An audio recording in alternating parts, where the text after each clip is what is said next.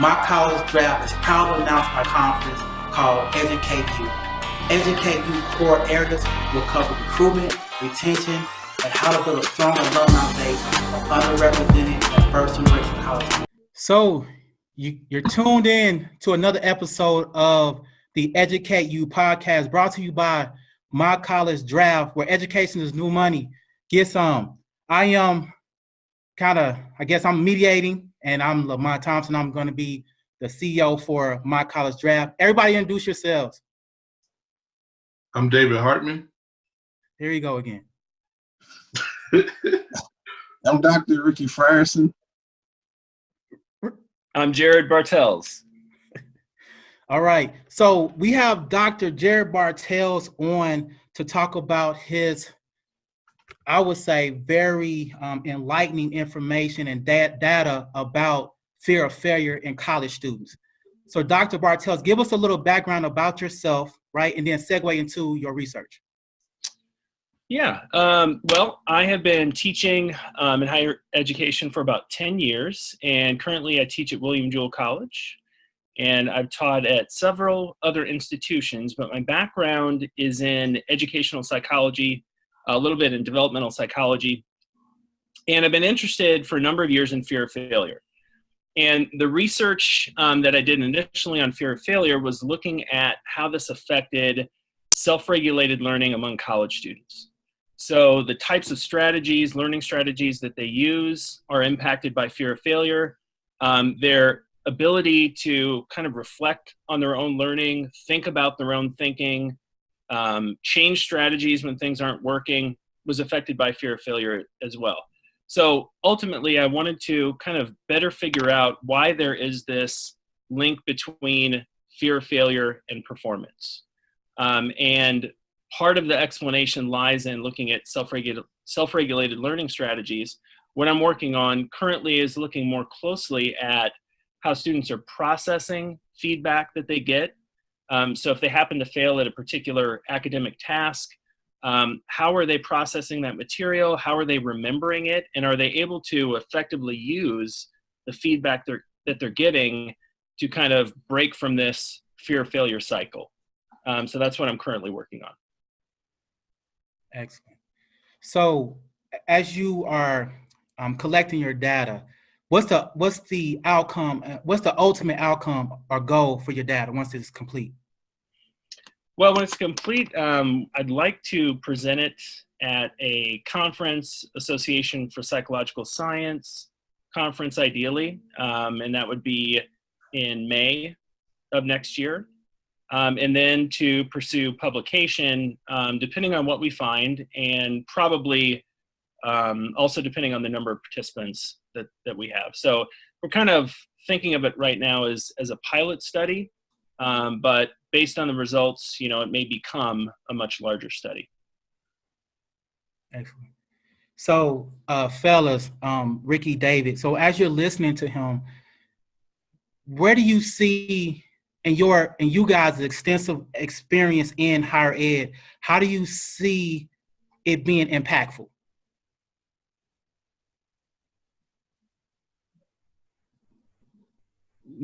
Okay, not at once. Okay. I didn't know he was picking out somebody. I'm sorry. No, either one of you guys, how do you see it being impactful? I mean, you guys have been in this industry for a long time, right? So how do you see it being impactful based on your experience and based on your awareness of students and where they're at?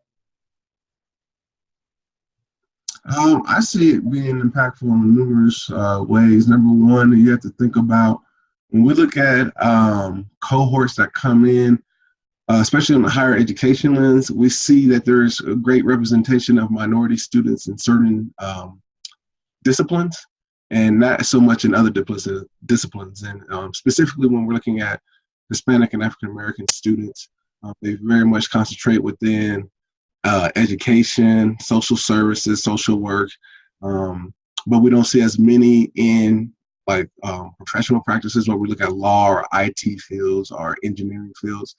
And when we talk to students ahead of time, they have this affinity towards that when they're in high school. But I think the fear of either failing the entrance exam or the fear of not being able to keep up with the expected course load or work production that is needed for college students gets in the way, and is one of those things where I would rather quit without trying rather than try and fail and then have more psychological effects on my own development. David? I guess my mind goes straight to the kids really in high school that are being told that they can't succeed, and they then take that fear on to themselves. And then how do you get them out of that mindset? I know I dealt with that going through middle school because I was told that I wouldn't graduate from high school and was told that, I wouldn't be successful in those different things. So it took me about 3 years actually to get out of that mindset and to finally say, I'm going to make my own decision and I'm not going to be afraid of the guidelines and stipulations somebody else put on me. And it's my life and I'm going to go for it. So that's where my mind goes first. Can I ask a question, David? Yeah. You said it took you 3 years after the person told you that you weren't going to succeed to come with the mind. So what was going on with you psychologically those 3 years? I mean, did you have a dip in course performance or what? No. So what happened, I was actually coming out of 5th grade, getting ready to go to middle school, and I was diagnosed as being dyslexic. So at that time, there was no real plan for any student that had a disability. It just kind of shoved you into, these remedial courses, and that was it. I spent most of my time actually trying to hide from my friends and being afraid and being ashamed of being in those spaces. Trying to be the one in the back corner with my head down, tucked, peeking at the door, making sure nobody walked by, or trying to be the first one into the hallway with a bell ring so nobody else saw me.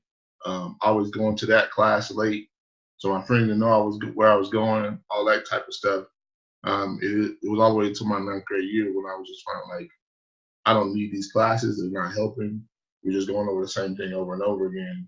And I actually met with the counselors for that area and told them, hey, if I pass this class with an A, I'm not taking any more of these classes. And then I'll come in to check in and all that kind of stuff, and completely flipped everything around. So, Go ahead, Jerry. Just a quick follow-up on that. So as far as the level of support you felt like you had from teachers, administrators, other important figures in school, you didn't feel like it was there? No, not really. There was only maybe one person, and it was just kind of just keep trying throughout middle school. But when I got to high school, I just, I had enough of it at that point. So it was kind of like, I'm gonna make my own path, and if I fail on my own attempt. So, how supportive was your family, or how would you characterize your family support? Fine, but I don't think they knew how to deal with the situation either. Neither one of them had went to college, all that stuff. So I'm a first-gen student, really low income housing, all that kind of fun stuff. So, for me, I had to do pretty much all of it on my own, really, and figure out different methods and tools and stuff that work for me, based off of what my strengths were. But you still felt like taking those risks, and you said you weren't going to let the fear of failure kind of handicap you from trying those things, right? Correct. Yeah, because I had accepted what somebody else told me what was going to be reality for me, and kind of hiding under what I was told, and being afraid that if I did try, that was going to be the end result. And then after a while, I just got tired of it. I got tired of being embarrassed, tired of hiding. And then it was, hey, I'm going to go try this. And my mindset changed, really, to say, okay, that may be what you think, but I'm going to go get a college degree. I'm gonna go do these different things, and I did it. I had to work twice as hard as everybody else, but that's only proven to help me in the long run. So Yeah, I think How, more students kind of need that mindset change, because typically what you see with fear of failure is you kind of, first of all, you choose easy tasks that you know you're going to succeed at, or you try things that are really hard that you know you're going to fail at, but then everyone's going to fail at those, so you don't feel as bad. It doesn't kind of reflect on your lack of ability, and you either do that, or as someone with high fear of failure, you put up obstacles in your way. That's usually referred to as self-handicapping. So you put up an obstacle before a big exam, you're not studying, you fail, and rather than blame yourself for that, you blame the obstacle. So it takes the pressure off you. yeah, But yeah, what students need to do is adopt the mindset that you did, and that is be willing and comfortable to risk failure, but their experience oftentimes, and this comes back to teachers and parents, they kind of reinforce the success, and they tend to kind of, even if they don't do it explicitly, kind of punish failure. And that leads to that kind of mindset, the opposite kind of mindset. so I have a question too, to follow up on that, for Jared and David. For David first, what was your level of confidence prior to, because you said that this individual told you that in 5th grade. So prior to that, what was your level of confidence academically before that moment? Yeah. I guess it was rough, but I always felt like I was trying. You know what I'm saying? Like I was putting in the most effort that I felt like I could put in at that time.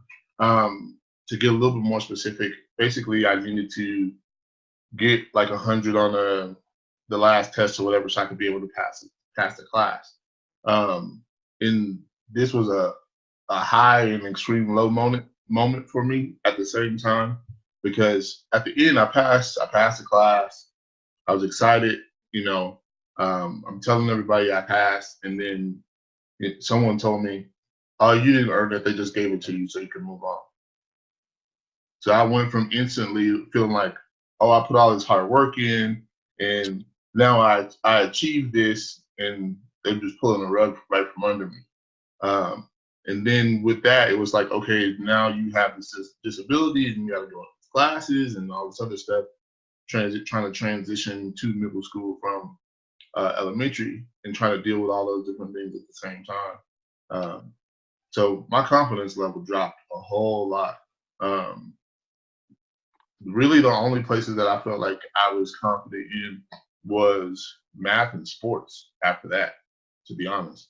But like I said, over time I had to start learning all different tools and tricks on my own because there was none available for me. And then going to, based off of that answer, Jared, he had his moment early on, right? So within the first 5 years of education, what's your thoughts, or do you have any comment on the moment in which someone is doubting themselves at what stage of life versus like childhood, adolescence years, teenage experience when you're still trying to find, how does that impact one's ability to either overcome failure, or it becomes even more of a detriment to their own psychological confidence? I would assume that probably the most difficult times are going to be, with school transitions. So moving from, middle school to high school. One of the things that you consistently see in other literature, like self-esteem, for example, there's always a dip that comes with a transition in school. So probably there's also some enhanced fear of failure as well when you make those sorts of transitions. So yeah, I think you've probably locked yourself into that pattern of thinking kind of early on, and one moment of success, something that kind of bucks that trend, is not necessarily enough to overcome that history. It probably depends on a lot of factors, but the way that you're explaining success and failure becomes a habit. You've been, like David was saying, even when you succeed and you have that experience where you feel like you personally overcame obstacles and you should have felt, great about that success, other people are telling you that it's because of these external factors. And so you don't even get to take credit for that. And that's a pattern, that's kind of a characteristic pattern of someone who fears failure, is even when they do succeed, they give credit to some external factors. And when they fail, then they blame themselves. And they say, I'm not smart enough, I'm stupid, I lack ability. So they tend to make those types of attributions or apply those sorts of explanations. And it becomes deeply ingrained. And yeah, I think probably transitions in school heighten that level of anxiety. So just for those who are tuning in for probably the first time and a little late, you are tuned in to the Educate You podcast brought to you by My College Draft. I'm Lamont Thompson. You have Dr. Ricky Frierson. You have Mr. David Hardman, and our guest is Dr. Jared Bartels with research based on the fear of failure in college students. So Dr. Bartels, while David was talking, some things kind of popped up in my head because David is more creative, right? So you have this thing where, okay, you have this failure, and someone who's creative, they can almost escape mentally, right? You almost can almost pretend like it don't even exist. But somebody who's more logical, to me, will sit in it just a little bit longer until they get hard facts. Now, so from your perspective, and you too, Dr. Frierson, which scenario will better approach the fear of failure? The person who is more creative or the more logical mind?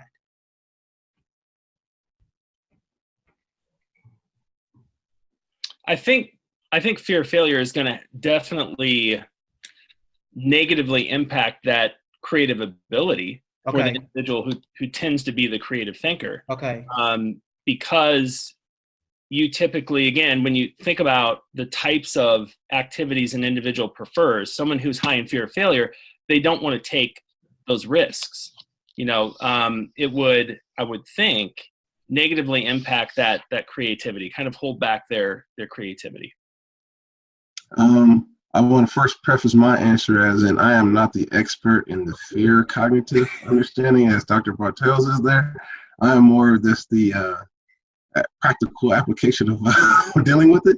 And I would think that it depends to me on the total makeup of the individual and the lived experiences they have, because when we look at it from education, and some of our young entrepreneurs, Mark Zuckerberg, Steve Jobs, they failed in school and they dropped out because school in essence couldn't hold the capacity of their creativity. And sometimes the model of school is built in such that it has some advantages for certain type of thinking, more logical thinking. And so I think when you do have someone who's very intelligent or someone who's very creative who can think outside the box with certain subject matters and disciplines, there becomes this internal perspective of the fear could be one of, so am I not good enough for society because their genius is on a different level somewhere else that necessarily is not an aligned fit within the school context, but there's still genius level potential in that individual. But then you have those, you see some of these serial entrepreneurs who they love failure. They embrace it because they know that means they're one step closer to their next innovative breakthrough, and they learn from it. Because, sometimes the notion we say is you learn from your successes or your failures, and everybody says they learn more from their failures. So then the question is, well, why are we so afraid to fail? And so I think it just depends on, like I said, a lot of different aspects. There's some work by Laura Parna who talks about these different levels of capital that we have: social capital, human capital, economic capital, and how does that help us? Because sometimes people feel fear of failure because they put all their money into this one egg, and if it breaks, they don't have the finances to recoup and restart. Whereas someone who has buku kind of money can fail again and again and again. I mean, the creator of KFC failed 77 times before he started the KFC franchise, but he had that allocation of finances to constantly do that. Whereas when we look at certain individuals, if you only have that $10,000 and you put it all in there one time and that's it. You use your savings, you put yourself on credit card. I think there's going to be a heightened level of fear associated with that that might dissuade someone from really pursuing their passions fully. So I would say, kind of going with what David said, the only time I remember being approached about failure was my freshman year in college, and I was told point blank, and I still remember her name, and she still works at the institution, so I ain't gonna say her name, but I still remember. But she told me point blank in the meeting that I wasn't college material and that I was going, it was better for me just to drop out now. And I responded in a different thing. I got more upset and frustrated, not that questioning my own ability. I knew I was intelligent. I was just more upset that she had the audacity to tell me that I was going to succeed. And so I thought it was a plan.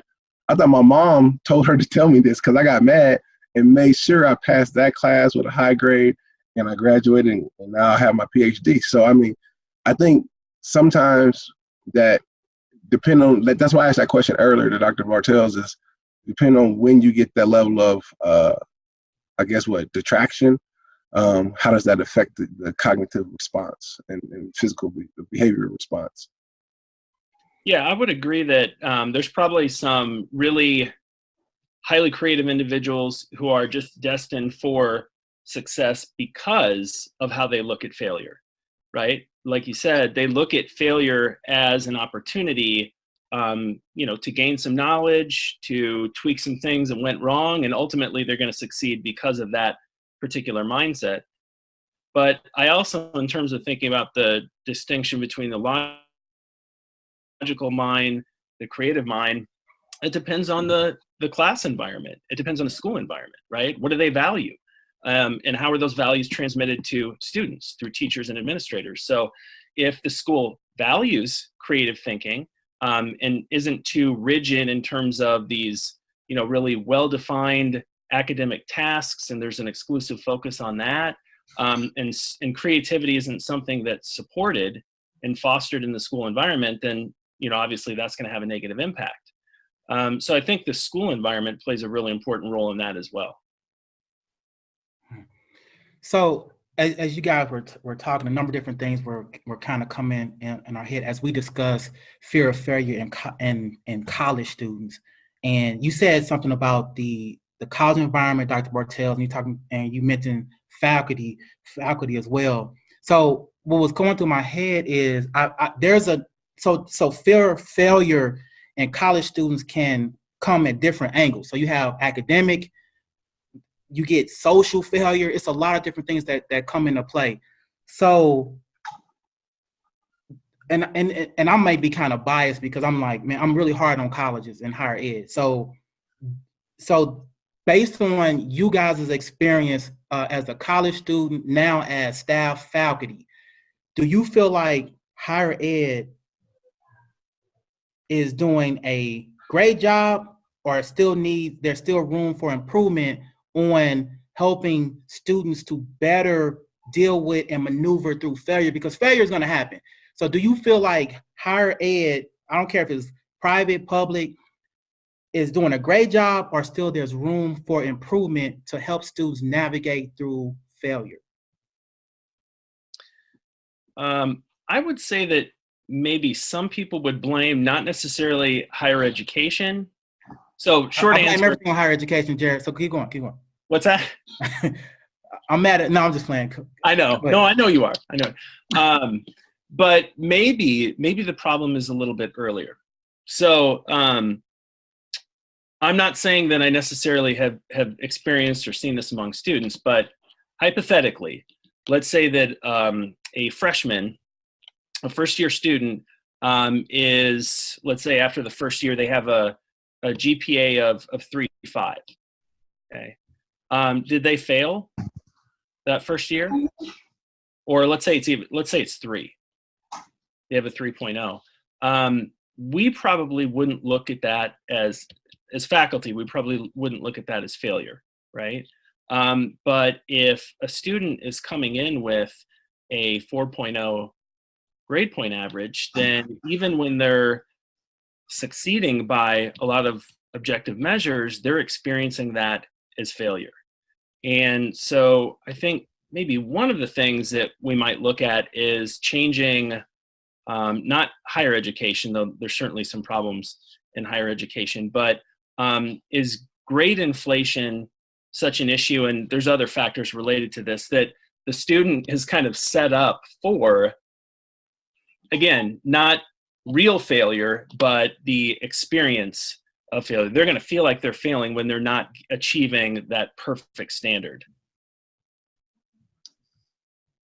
Ricky, what do you think about that? No, there's aspects I definitely agree with. I think we have part of it is, there's that's a loaded question you ask, because you're asking about a major monolithic macro system that has a lot of different individual gears that can create a lot of different variations to answer that question. But along with what Dr. Bartels was saying, in that aspect, that yes, if you just look at your grading model or the playification, I think it's called playification studies, you start off with 100. So even if you got a 92 on the first test, you automatically went down. You see what I'm saying? Mm-hmm. Because everyone starts out at 100 instead of just working your way. If everybody started at 0 and worked their way up, but then you have the psychological thing where everybody starts out with a 0. So then psychologically, people are thinking that's an F because we put so much weight on grades. And what does that say about us, right? But time and time again, you'll see people who say C's get degrees, and someone who was a 2.5 ended up being a multi-billionaire because they weren't necessarily worried about trying to fulfill all the attributes or the objectives of the higher education or school model, which focuses on everyone must be at an A+ standard or whatever. And then if you don't hit that A+, or you don't make valedictorian, or you don't make it to the dean's list, and what does that say about your potential and capabilities? Whereas, if we try to look at different ways to grade, or some college institutions, specifically liberal art institutions. I just spoke to a colleague the other day about this out in Oregon and across other parts of the United States, that they look at their grading model completely different. They don't come out with an actual, they keep track of progress, but they don't keep like an actual grade for you to have to check in on every single time. They want you to be immersed in the journey of learning and self-discovery. And that should take precedence over this artificial grade or number that is supposed to signify how much you really learned. When we're really always talking about that education is about a self-discovery process and the lifelong learner. And so are we really stifling that based on our current models that we currently have? I think it's something that we definitely need to look at within the higher education industry. I go around when I meet with my students, when I did the welcome address, not address, but when I welcomed all of our students to my college, the first thing I told them is that please understand, in college you will fail. You're going to fail sometimes. It's just part of college. You will fail at a test. You'll fail at a quiz. You will fail in your time management. You will fail in your social interactions. But failure is not the end. Quitting is. And, I get that from a mentor of mine, Dr. Cornelia Sanders, who's always said, failure is not the end. Quitting is. And so when I tell students that once you find out you failed or you didn't get the grade that you wanted because you weren't putting in the effort or time that is needed to be successful at this academic level, come back and talk to the resources that's available so we can help figure out what you did wrong, and now you can progress. So I try to let them know ahead of time, don't freak out if you fail a quiz. Sometimes you get a hard quiz on purpose just to wake you up and say, this is college. There's a whole nother level of commitment you need to have on your academic work. So I agree, in short answer, I agree with Dr. Bartels about that. There are some modifications that are needed. My fear, honestly, though, is that within higher education itself, it might be too late, because the narrative or the question that keeps saying, what is the value of a higher education degree?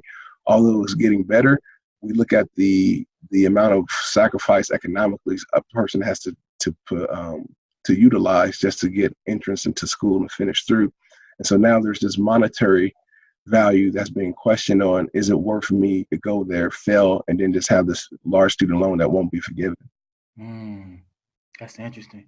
David, from a perspective of a student, how would you best advise a student who's going through what they just said? Now you got the professor. Clearly they got an F in the class, financial aid is about to be an issue. How do you, or what kind of strategy or plan would you advise for a student in that particular situation? I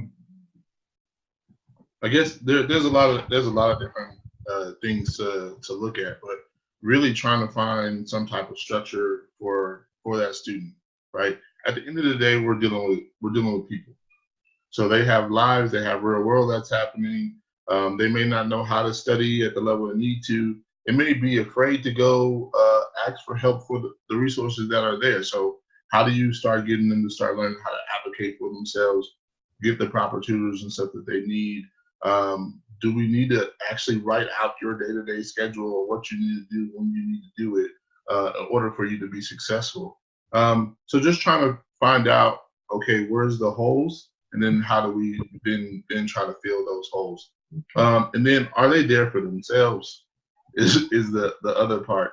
I come across a lot of students who are there because that's what mom and dad said, or this is just the next journey in life, or whatever the case may be. So really trying to get them to figure out, okay, how do I maneuver through this new situation called college?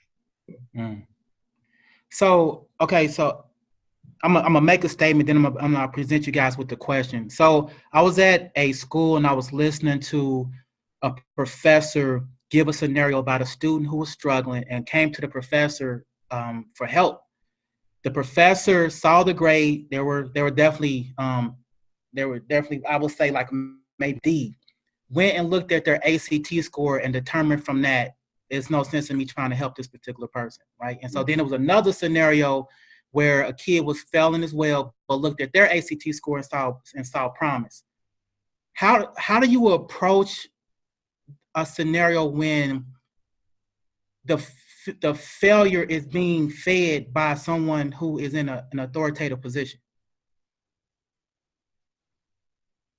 Well, first, I didn't think you were going to call me out on Well, that. I was going to. That was you. That was you all day. No, there's something I'd like to just follow up on briefly, and it ties into that. But I think as far as the resources in higher education, there's no doubt that there is a focus on helping students manage their time. And they help students, with study skills and refining those study skills. But maybe the missing piece, something that relates to those study skills, is the fear of failure, is the mindset that they have in terms of their own achievement, how they explain it, the kind of goal that they're adopting in the classroom that's kind of setting them up for failure. They're going to continue to have more experiences with failure if they don't kind of change that underlying problem. So, you've figured out how to manage your time better, but when you do experience failure, right, that's still going to happen. You explain it in a way that sets you up for further failure. In terms of the attributions, how you explain your success and your failure, the ability to reflect on the performance and the feedback that you're getting. I think all of those things, and again, the goals, the mindset that you have in the classroom. I want to learn as much as possible, right? I want to master the material in this class. That may be the ideal goal that students would adopt, the ideal mindset, but many of them are probably looking at it in terms of, these normative standards. How am I doing relative to others? And am I getting the top score? So I think working on those other factors might help students who are, again, they're struggling first year in college, and working on fear of failure, goal adoption, self-regulated learning would be something that would benefit them greatly. I think it would be very unwise for someone to judge someone's academic aptitude or potential based off of an artificial score, off of a standardized assessment, when we don't really look at the factors. There's a lot of studies out there about the unequitable preparation that's provided for certain testing, specifically our ACT and SAT. We're talking to someone who got a 13 on the ACT and I now have a PhD. So that to me doesn't really understand. I don't understand that for the example that you said, Lamont, I don't understand why a professor would do that. Especially when you look at, they might not have a fear of failure, they might have a desire to succeed, right? But there's a couple things. Number one, if you live in a chaotic environment, and then you have a chaotic neighborhood and a chaotic household, and then they want you to come take this test for 4 hours, and there's completely peace and silence, guess what happens for that individual? That test becomes chaotic because that's not how they studied. They've always been dealing with chaos around them. And so then all of a sudden that disrupts their learning pattern because it's something foreign, especially if you live in a major city where you're always hearing traffic and noise, and you have this complete silence that doesn't add up to the same kind of equitable study habits that somebody else who might be able to afford peace and quiet 24/7 can utilize and have that same test mimic, number one. Number two, when we're thinking about also this potential, look, there was plenty of classes, I'm just keeping it real, there's plenty of classes I had no desire to go to the class because for me, rationally, there was no purpose for me taking this class. So it wasn't about how much I could learn in that class. It was, what does the teacher want to see from me to make them feel like I've learned something from their class? And so so for me, I would maximize my time in classes that I really appreciated versus some of my electives that I was forced to take that to me at that time had no application to where I wanted to be in life. So, a lot of times think about the narrative we use, Lamont, based off your question, the narrative we used in higher ed, in K through 12. You need to do good so you can go to college. What the heck does that mean? Go to college. Because when you say that subliminally, most times people think of a brick building campuses or something like that in this quote unquote college experience. But then what happens to the student that's in your class who says, well, I want to be a cosmetologist or culinary arts or HVAC? They don't have necessarily a college to go to. They go to a technical school. So does that narrative feed into this thing of, if I fail and I'm not college material, does that mean I'm just not a benefit to humanity some kind of way? And so we have to really look at our word choice and how we talk to our students and what does that necessarily mean, because someone's vision or their purpose on what they've identified for their life may not align to the technical norm that we use when we talk about academic achievement in college spaces. And I don't think a standardized test, at least anymore, has to be the norm with which you're the basis for making decisions like that. It is maybe one piece, and we could argue about whether that's even a valuable piece anymore, but it's one piece of a portfolio.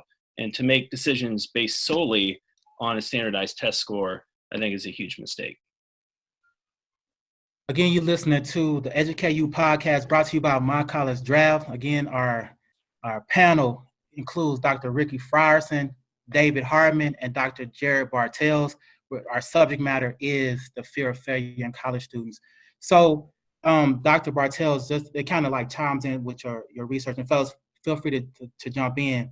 So Ricky was talking about different things that can happen based on a person's environment before coming to college. And so a lot of students who are coming from disadvantaged environments, potentially their fear of failure is not academic, but having the same life that their parents had, right? And so in your research, what type of failures do you explore, or are you willing to explore? And I know for us, we really want to help all people, but specifically, we're looking at people of color specifically. So I'm curious to see what types of failure are you looking at, and how do you define failure? Well, first of all, I would say college is a means to an end, right? So if you're worried about, that life that you want outside of college, you feel the pressure that the only way I'm going to get there is through success in college. So my focus has been on failure within a college environment. So, how students fear, how important others in their life are going to feel when they fail, So are they going to upset parents? Are they going to, shame grandparents? So there are a number of pieces to it, but part of it is how other people, important others in your life, are going to feel when you do fail. And then another thing that kind of drives that is the fact that they're also going to have to change the way that they feel about their own ability. So they're going to have to devalue their own ability as a result of the failure. So there's a number of different components to the failure, and some of it is social and environmental. It has to do with other important people in your life, and then also this kind of internal element where, I feel bad as a person. I feel like I don't have ability. So there's different elements there, but I'm open to exploring other types of failure, but I've looked exclusively at this point in terms of fear of failure among college students, and there's no sort of objective measure of the failure. I mean, it depends on how they view failure and how they typically look at failure. So again, as far as the failure itself, it comes back to whether or not they feel like they failed and they feel like their ability doesn't line up or doesn't, isn't enough to get them through these academic tasks, or they feel bad that they've let down other, family members, important others. So it could be, failure can be, again, to come back to a point earlier, it could be what we faculty members might think of as success, right? They got 85% on an exam or 85% in a class, something like that, but they experience it as failure. David, did you have anything? Not really, but only thing that I would say, really, for me, you only fail when you don't get what you came for, basically, at the end of the day. So if my goal is to come in to get a degree, to get a certificate, to be able to go do whatever I want to do, if I leave with that at the end of the day, then I succeeded. Regardless on how many ups and downs the journey took, there's a journey to get to a finish line. There's always going to be a journey. Mm-hmm. So there's obstacles up, down, left, right, whatever. I may have to take a class 2 or 3 times. It is what it is. As long as I reach my end goal, I won. Mm-hmm. So are there going to be some small failures in there? Probably so. Mm-hmm. But you don't really fail until you stop and completely give up. So. Mm-hmm. So I've noticed, I spend a lot of time talking to a lot of different college students, and when I listen to them, they almost feel like they are like a luggage bag. And so in that luggage bag, if they're the first person to go to college in their family is loading all these different responsibilities in that bag. And so when they come to school, it's very difficult to study when historically you're answering the question from a historical point of view. So you're like, man, I'm answering this question, but you like Dave, I understand when a person's creative, it's hard to distinguish and move stuff aside because when you're creative, things are louder in your head. It becomes overwhelmed really fast. And so if you do fail, the failure looks bigger than it really is. Because a lot of people come from those disadvantaged environments, they have not been unpacked. When they come to the school, what happens is the school does not take the time to unpack them. They're adding more into the luggage. And so when the students are approaching their test, the school a lot of times they're looking at, oh, you didn't perform well, but they never ask, did you unpack your luggage? Are you burden free to be able to even take a test? It's all academic performance. And that's why I was asking you, Dr. Bartels, what angles are you looking at? Because I look at students especially at a school that's a little bit more rigorous, and however they got in. But when you look at their story, they are a lot of times the school, they make assumptions, and they hope to have the students' best, but they never help them unpack the luggage. They never help them. It's because some of the students need counseling. They need mental counseling. They need to be unpacked before even taking their first class.